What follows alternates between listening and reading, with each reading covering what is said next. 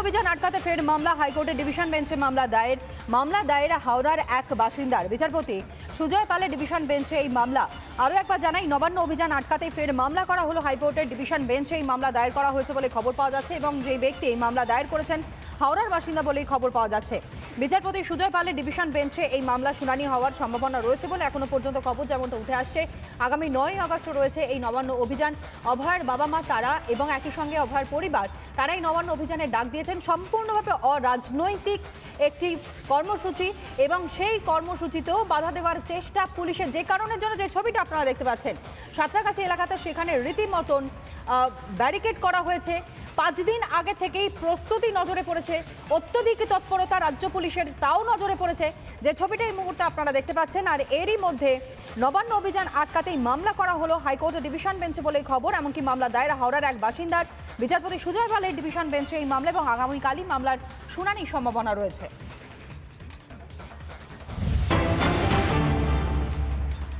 বাংলার ভোটার তালিকায় বেনিয়মের ছড়াছড়ি, বেনিয়মের অভিযোগে 2 ইআরও এবং AERO সাসপেন্ড।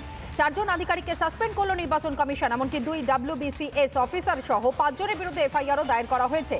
FIR এর নির্দেশ জাতীয় নির্বাচন কমিশনের। FIR এর নির্দেশ দেওয়া হয়েছে জাতীয় নির্বাচন কমিশনের তরফ থেকে। 2 WBCS অফিসার সহ 5 জনের বিরুদ্ধে FIR করা হয়েছে। এমনকি মুখ্য সচিবকে চিঠি দিয়ে নির্বাচন কমিশনে ময়না এবং বারুইপুর পূর্বে 4 আধিকারিককে শাস্তির কোপে এক ডেটা এন্ট্রি অপারেটরও। বিজেপি নেতা শিশির বাজুরিয়া তিনি এই মুহূর্তে আমাদের সঙ্গে রয়েছেন টেলিফোন লাইনে। শিশিরবাবু, যে ঘটনাগুলো ঘটছে তার প্রেক্ষিতে দাঁড়িয়ে কড়া পদক্ষেপ বলা চলে নিঃসন্দেহে জাতীয় নির্বাচন কমিশনের, কিন্তু তারপরেও কি কোনো রকম ছবিটা বদলাবে বলে মনে হয়? এখন আমি যে নির্বাচন কমিশন যে পদক্ষেপ নিয়েছে তার স্বাগত করছি। শুধু বিজেপি বলে না, পশ্চিমবঙ্গের মানুষ, পুরো জনগণের হয়ে বলছি স্বাগত। কেন, ভোট তো মানুষ রায় দেয়, ভোট মানুষ ঠিক করে কোন সরকার আসবে। সরকারি কর্মচারীরা চুরি করে এটা করতে পারে না। আরেকটা কথা বলি, আমাদের রাজ্যে এটা তো না কি সব কর্মচারী এইভাবে কাজ করে। কিছু কিছু দলদাস আছে, তারা একেবারে এইভাবে চুরি করে। আর এইবার যে ইলেকশন কমিশন অফ ইন্ডিয়া যে পদক্ষেপ নিয়েছেন, আমি আশা করি এই যে কিছু কিছু এই ধরনের লোক আছে আমাদের পশ্চিমবঙ্গ প্রশাসনে, যাদের কি বলবো একেবারে দলদাসে কনভার্ট করা হয়েছে, ওরা সতর্ক হবে। দেখুন, কেউ তো নিজের চাকরি হারাতে চায় না, কেউ তো তার বিরুদ্ধে FIR যদি হয়, যদি কোনো তারপর FIR পর যদি কোনো অ্যারেস্ট হয়, তো কেউ তো চাইবে না। আমি খুব আশাবাদী। আর দেখবেন এই SIR-এ, আমি তো আবার একটা প্রশ্ন করছি তৃণমূলকে, আপনারা SIR নিয়ে চেঁচাচ্ছেন কেন? যদি ডুপ্লিকেট ভোটারের নাম কাটা হয়, যদি মৃত ভোটারের নাম কাটা হয়, যদি যারা আমাদের দেশের নাগরিক না ওদের নাম কাটা হয়, তাহলে কি আপনার আপত্তি কি করে হতে পারে? আর যদি আপত্তি হয়, তার মানে এই জল আপনারা মেশাচ্ছেন। উপর মহলের কোনো চাপ থাকতে পারে কি, সেই কারণের জন্য এই রকম ভুল পদক্ষেপ নিয়ে বসছেন কর্মীরা? একেবারে চাপ মানে কি, মাননীয়া তো একটা নিজে বক্তৃতা করে বললেন, BLO-তে ধমক দিলেন, এর বেশি চাপ কি হবে? মুখ্যমন্ত্রী, উনি তো শুধু তৃণমূল কংগ্রেসের একটা সভানেত্রী না, উনি তো আমাদের মুখ্যমন্ত্রী, আমারও মুখ্যমন্ত্রী। একেবারে ধমক দিলেন। কি বললেন? তোমরা আমার সঙ্গে অধীনে আছো, কালকেও থাকবে, আমি তোমার ভাগ্য বিধাতা। বেশ, কিন্তু সর্বোপরি ব্যাপারটা যেই জায়গায় আসে, এতে কোনো রকম ভাবে কি মানুষকে বিভ্রান্ত করবার একটা চেষ্টা না? যেখানে বারংবার তৃণমূল কংগ্রেসের পক্ষ থেকে বলা হয় সংখ্যাগরিষ্ঠতা নিয়ে তারা ক্ষমতায় আসছেন, রাজ্যের মানুষ তাদের সঙ্গে রয়েছেন, তাহলে এইরকম জালিয়াতি করবার কারণটা কি? দেখুন, 2024 নির্বাচনে কি দেখা গেল? মাত্র 42 লক্ষ ভোটের ব্যবধান তৃণমূল আর বিজেপির মধ্যে। আর যদি তার মধ্যে 80 থেকে 90 লক্ষ ভুয়ো ভোটার, মৃত ভোটার, ডুপ্লিকেট ভোটার যদি থাকে, তাহলে তো মানুষের রায়ে আসেনি না, তা তো পুরোপুরি চুরি করে এসেছে ক্ষমতায়। 2026-এ আশা করি এইসব যেই ক্লিন পরিষ্কার হবে, এদের ক্ষমতা থেকে এরা চলে যাবে। মানুষের আসল রায় তো এদের পক্ষে না। সামনেই তো নির্বাচন রয়েছে, শুধুমাত্র একটা জায়গার ছবি যদি এরকম ধরা পড়ে, তাহলে এরকম গোটা রাজ্যের বিভিন্ন জায়গা হয়তো ভুরি ভুরি ঘটনা ঘটছে, যেগুলো এখনো পর্যন্ত সামনে আসছে না বা নজরে আসছে না। একেবারে, একেবারে। দেখুন এই যেই এসআইআর আরম্ভ হবে, তৃণমূল তো আসলটা ওরা জানে, কেন জল তো ওরা মিশিয়েছে। হ্যাঁ, তার আগে ৩৪ বছরের যে বাম শাসন ছিল, জল মেশানো তখন থেকে আরম্ভ হয়েছে। আর এটাই চলে আসছে, তৃণমূল আরো বেশি করে জল ঢেলেছে। ওরা তো জানে কোন কোন সিট হাতছাড়া হবে, একেবারে সিট ধরে ধরে ওরা জানে।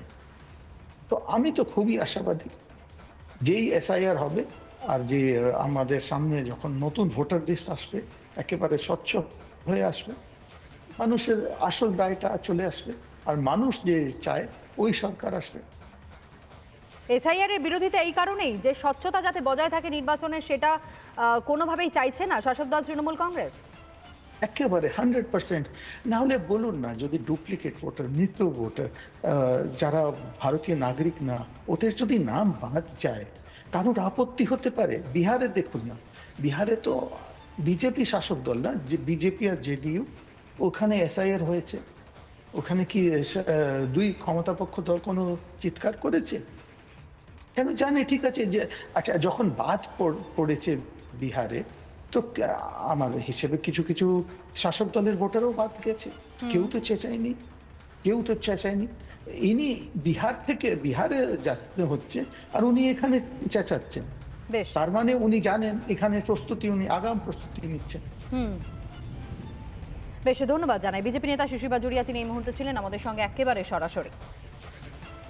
পাশাপাশি যেমনটা প্রসঙ্গতে উঠেও আসলো যে ভুয়ো ভোটার, অর্থাৎ একদিকে যেমন কারচুপি হচ্ছে, অন্যদিকে ভুয়ো ভোটারের খোঁজও পাওয়া যাচ্ছে, যে কারণে কমিশন রীতিমতন পদক্ষেপ গ্রহণ করেছে।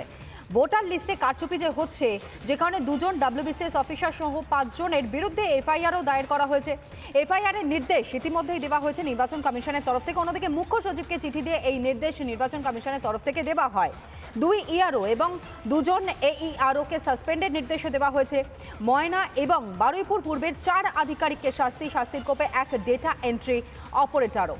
যে নির্দেশ ইতিমধ্যে এসে পৌঁছেছে, সেই কপিও এই মুহূর্তে আপনাদের সামনে আমরা তুলে ধরছি। কাদের বিরুদ্ধে অভিযোগ রয়েছে, যেখানে দেবোত্তম দত্ত চৌধুরী ইআরও, তার বিরুদ্ধে অভিযোগ, তথাগত মণ্ডল AERO বারুইপুর পূর্ব এবং ইআরও ময়না বিপ্লব সরকার, তাদের বিরুদ্ধেও উঠেছে এই অভিযোগ। নামগুলো যেমন আপনাদের সামনে তুলে ধরলাম, পাশাপাশি কর্তব্যে গাফিলতিতে করা ব্যবস্থা, যেখানে 50-এর জনপ্রতিনিধিত্ব আইন মতো ব্যবস্থা, দোষ প্রমাণিত হলে সর্বনিম্ন 3 মাসের জেল হতে পারে, এমনকি সর্বোচ্চ 2 বছরের কারাদণ্ডের পাশাপাশি হবে জরিমানাও। বেনিয়মে করা কমিশন ইতিমধ্যেই করা পদক্ষেপও গ্রহণ করা হয়েছে। যাদের বিরুদ্ধে এই পদক্ষেপ ইতিমধ্যেই নেওয়া হয়েছে, তাদের নামও কিছুক্ষণ আগে আপনাদের সামনে আমরা তুলে ধরেছিলাম। দেবোত্তম দত্ত চৌধুরী ইআরও বারুইপুর পূর্ব WBCS অফিসার, তথাগত মণ্ডল AERO বারুইপুর পূর্ব, বিপ্লব সরকার ইআরও ময়না, তিনিও WBCS officer, Sudipta Das AERO ময়না, সুরজিতা হালদার ডেটা এন্ট্রি অপারেটর, এদের বিরুদ্ধেই কিন্তু এই অভিযোগ সামনে আসে এবং এর প্রেক্ষিতেই মূলত এফআইআর এর নির্দেশে দেওয়া হয় নির্বাচন কমিশনের পক্ষ থেকে। অন্যদিকে কী শাস্তি হতে পারে? কর্তব্যে গাফিলতিতে করা ব্যবস্থা, যেখানে 50-এর জনপ্রতিনিধিত্ব আইন মতো ব্যবস্থা গ্রহণ, দোষ প্রমাণিত যদি হয় তাহলে সর্বনিম্ন 3 মাসের জেল হতে পারে এবং সর্বোচ্চ 2 বছরের কারাদণ্ড হতে পারে, পাশাপাশি মোটা টাকা জরিমানাও ধার্য হতে পারে।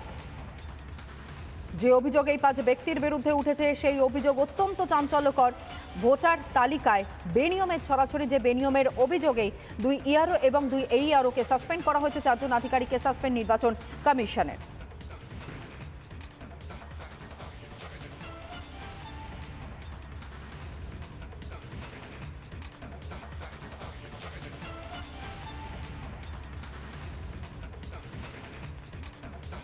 নানা ধরনের কন্টেন্ট দেখার জন্য লাইক করুন, শেয়ার করুন আমাদের ফেসবুক পেজ, সাবস্ক্রাইব করুন আমাদের ইউটিউব চ্যানেল। পাশাপাশি অন্যান্য ব্রেকিং নিউজের জন্য অবশ্যই চোখ রাখুন রিপাবলিক বাংলায়।